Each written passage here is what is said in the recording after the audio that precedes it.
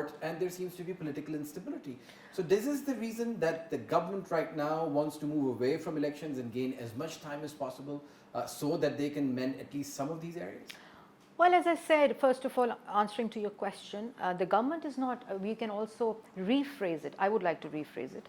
The Supreme Court maybe is, the individuals in the Supreme Court maybe are loggerhead with the executive and also with the constitution and law and order, in the country, number one. Number two, I think what you said is very important.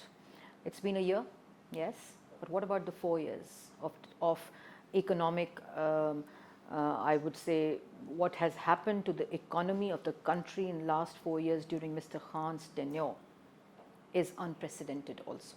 Because in 2018, when we who are in government for last 1 year, when we left the government, the country was growing at 6.1% of GDP. There was a lowest historic inflation of 2.6% in the country.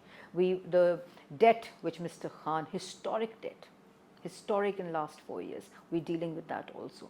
And the IMF program was rolled out, was completed in 2015. CPEC was there, employment was there, development was there, schools were built, universities were built, foreign policy was great because CPEC was there, lots of projects with neighboring countries, with the regional countries were in place, and when we left, the economy, as I said, was growing at 6.1%. So what Mr. Khan inherited, we did not inherit that. And what we inherited was the highest historic inflation, which was at 16%. We inherited a defaulting country at the verge of default, which we saved. Mr. Khan signed an agreement with IMF, violated it, all the agreement conditions violated, and when we came into power, the IMF program was suspended.